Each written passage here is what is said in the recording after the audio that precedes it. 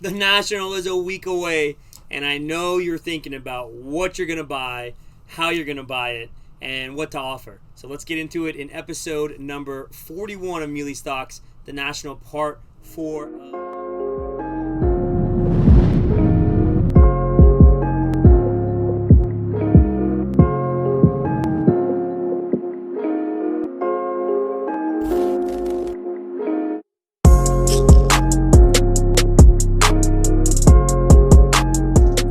What's up? Can you believe we are 1 week away from the National? And for me, I'm recording this on a Tuesday, so that is really the truly 1 week away. For most of you, it's 8 days away.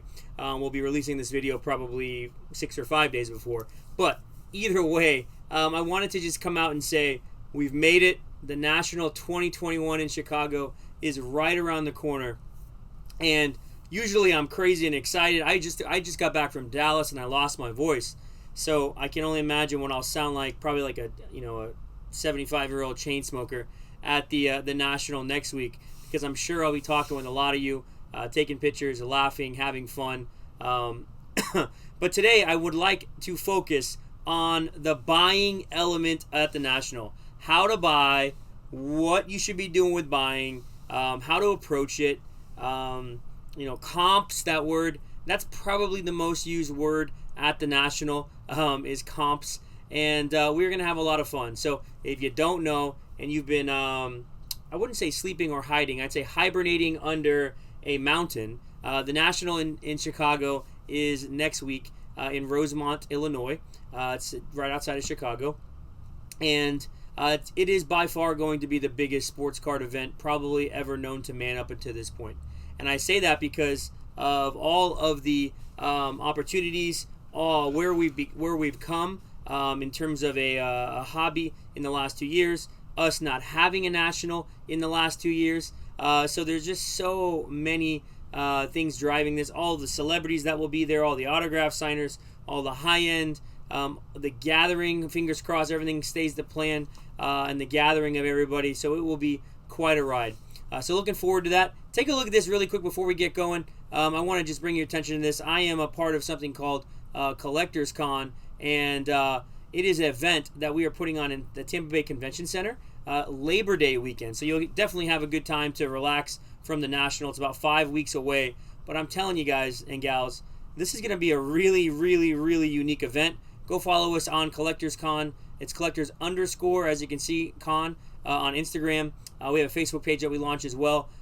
We just are going, well, I can announce it to you now, but PSA is going to be on site. Yes, PSA is going to be on site doing autographs, Funko Pop encapsulation, and we're even going to have a way for people to submit through to PSA on site as well. It is going to be quite a wild ride.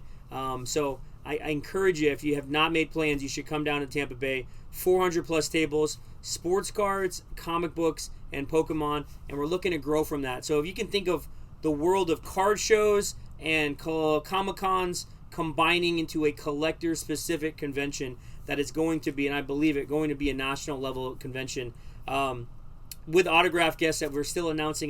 You got some really cool things to come with that as well. I would love to see you out there. September 3rd, 4th, and 5th, Friday, Saturday, Sunday, Tampa Bay Convention Center, Collectors Con. You don't want to miss it, and it's going to be really, really cool. So just wanted to plug that and share that with you guys as you guys kind of think about the National and after that. So let's talk about buying, huh? Let's talk about how to buy at the National. So as you guys know, the National is going to have everything from probably dime boxes. I know guys that are bringing dime boxes to $1 million cards. And so however you want to fit in that realm, you have your stake. I know there are tons of awesome people that will be selling deal boxes galore. I know there will be tons of awesome people selling high-end. It'll be everything, right? Everything that you've ever dreamed of, you've wanted to see. You will be, if you've never been before, it will overtake you, and you will be overstimulated. But I think there are some things to key in when it comes to buying. So number one, there will be deals, right? There's going to be deals. People come to the National literally to offload stuff. And I always remember 4, 5, 6, 7, 8 years ago, people even tell me then is, hey, you get into a big collection, you want to offload a bunch of it, go to the National. You'll have a lot of fun. You'll make a lot of money. And I think that's very true because there will be a ton of people there looking to buy stuff in quantity looking to buy stuff to make a buck, and I think it'll be pretty sweet. So there will be deals, and they will be there left and right. Now, when will the deals be there? I think they'll be there Wednesday, Thursday, some on Friday, and then Saturday and Sunday you're probably going to get into, have already kind of been maybe picked through. The deals have gone, and Saturday and Sunday, I would say you're going to probably wind up maybe getting better deals on cards that have sit through the week. So if there is a card that you saw maybe on Wednesday, Thursday, or Friday, you come back Saturday, Sunday, that's time to make the offer for sure.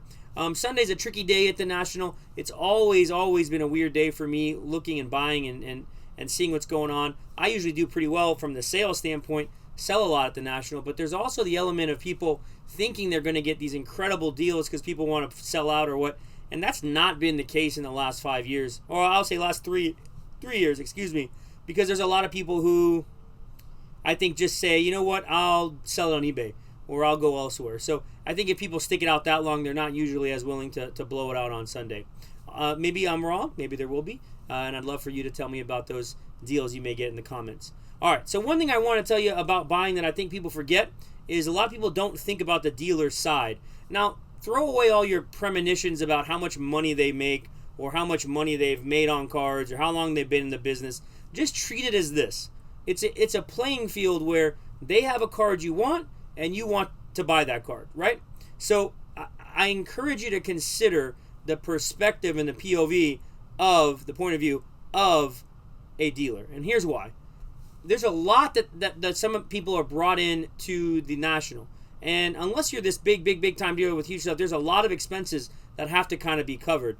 Not just travel, not just hotels, not just food, not just dealer fees, setup fees, and all that jazz. There's also the element of everybody and their mother is going to be selling at this event. So if a dealer can't buy something at a fair price from somebody and they keep getting beat up from that side of it where people are wanting 85 and 90% of comps and it's not making any sense to buy that card, and there's some cards that may make sense to buy at that rate, but it's not making, and then you're trying to buy from them at 70% or 75% or whatever, you got to take that into mind. I mean, it does make a little people perturbed. So there is a split to that, right? The dealer is somebody who's seen at the National. If you're at the National this year, I would venture to say 90% of the people that are there are going to be professional. They're going to have high end and they're going to have high expectations. The other 10% might be people who squeaked in or who just want to get a case and whatnot, and that's cool. Maybe you'll find those people as well to try and make some deals with and make some trades with. I think you guys know my heart on it. I've always been somebody who tries to have a little bit for everything. That's the way our shop's set up. That's the way I try to approach the National. We will have an array of incredible cards, and I can't wait to show a lot of you guys, and wax, things that haven't really been seen, I haven't really told people about. So that's what I'm excited about to bring out. And then, of course, promotion for the shop, telling people about our shop. You won't miss it. We have a giant Meelypops sign, and we'll be in the back by the food court and the bathrooms. So come find us out there if you can. If you were in Dallas, you saw how big our Meelypops sign was. All right, so that kind of gives you a perspective on the point of view. Let's get into some meat and potatoes now. I'm finding in the last 6 months that the sports card market is no longer a buying market in the sense that somebody just wants to buy a card outright. It's a market that is trending into the trading, or I'm looking to take my cards or my inventory and move them into your high-end card, and I only want to spend 20% of your asking price. I will say this about trading into high-end.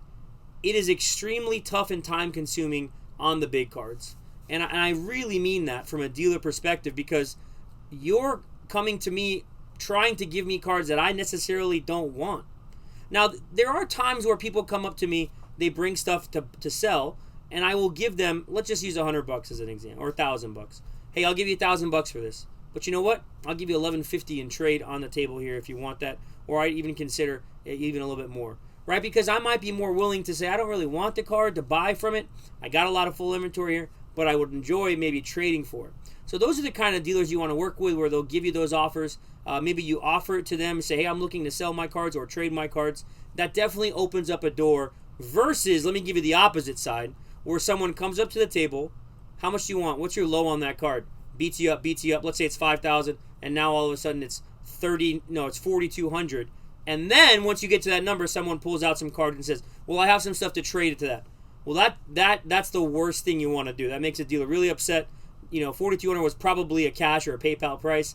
It was not a price for trading. And so with me, and I'll just give you my perspective to maybe give you guys something to learn from.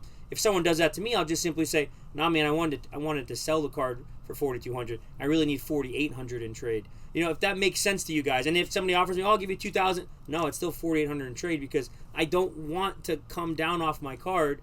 I want to sell it. I don't want cards that I have to replace it with now that I have to use to sell, right? So it's all that whole process of buying and selling and the energy required into moving some of that stuff, which a lot of you can understand and appreciate. Everything at the National is probably negotiable. That sounds very strange, but let me say that sentence again. Everything at the National is probably negotiable. And what I mean by that is there are some things that some dealers have, and I know for me, I am very, very hard on. I definitely will never come off that price because I know I don't really want to lose the card for a price under that. But 95% of what I sell has a negotiation to it. The other side of that too is there are a lot of dealers out there who know that element. And they may price their stuff higher. We typically try and price our stuff at comps because I don't want to try and do that. I don't try and be above comps. Just be at comps the best I can. And if I'm not, I'm always willing to listen to somebody. So be polite. Ask the dealer if there's room on that. I would say instead of, I think a lot of the times people want to have the dealer say, "This is my rock bottom on that," and a lot of these dealers are not going to do that, or they're going to give you a price that's not their rock bottom. So here's the best way to do it. And just a little industry, I don't know if it's a secret, but just the side of it is when you go up and you want to buy a card and you see what the price is on it, and it's let's say it's $500. You don't want to pay $500. Last count was $450. Just offer the dealer a price. Say, "Hey man, would you take $425 for this, or $400, or whatever you want to pay for it?" Make that offer forward. Don't sit there and play the game because it just takes time. And I kid you not, at the National, there is a time potential that is not realized by so many buyers. The dealers don't want to sit there and arguing back and forth. It doesn't do anybody any good. So cut the fat, get straight to the meat, and then see what's left on the bone for you to take home, right? I think that's so important when you're buying from people, is that you're upfront and you're not playing the games. I don't play games with people. A lot of times people will come to me and say, "What's your rock bottom?" I'll give it to them, maybe, or I'll say, "Look, this is what I want on it." And then they'll try, and I'll say, "Look, man, I gave my best price. I wasn't going to play the game where we're going to go back and forth, back and forth." I don't have time to do that at the National. And I think that a lot of you will realize that as you go around these booths, it's going to be chaotic. It's going to be very, very, very busy. So from my perspective to you guys, when you're buying, please be considerate of the time that it takes to negotiate. And if you know you want that card, don't lose it. I've seen dealers where they've been upset. I don't have this personality, but if there are some dealers who you mess around with the pricing with somebody, and then all of a sudden that $4,500 or that that $700 that they made for you is now $800 or $3,800 because they don't want to deal with it. And so I do know that. So I think from both sides, and again, in the comments, I want to hear what you guys think about this.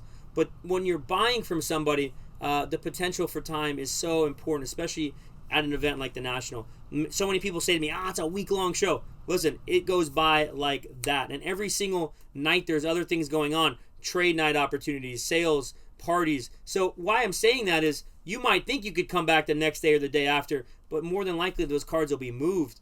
I know from our cases and stuff, we move and sell stuff so quickly. So just be mindful of that, guys and gals. I think it's so important to understand when you are buying. All right, let's go over comps and save this for the end because I think this is one of the most important things. And we'll close out this episode because I got to get ready for the National. There are so many things I still got to do with our team. But here we go. So comps. You guys know as well as I do that comps can be manipulated. And one of the most detrimental things to do is when you're trying to buy a card that you really want is manipulate a comp and then get caught on it. I've had that happen. Or for example, using shill bid things, using things that where you manipulate the settings on your phone to hide certain things.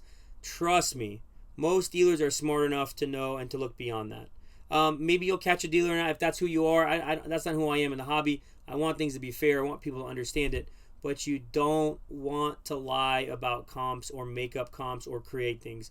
You will get caught on it. I had young kids this week to me at Dallas come up to me, tell me my comps are wrong, and I said, all right, well, just show me where I'm wrong. And then they walked away, or they couldn't find it on their phone, right?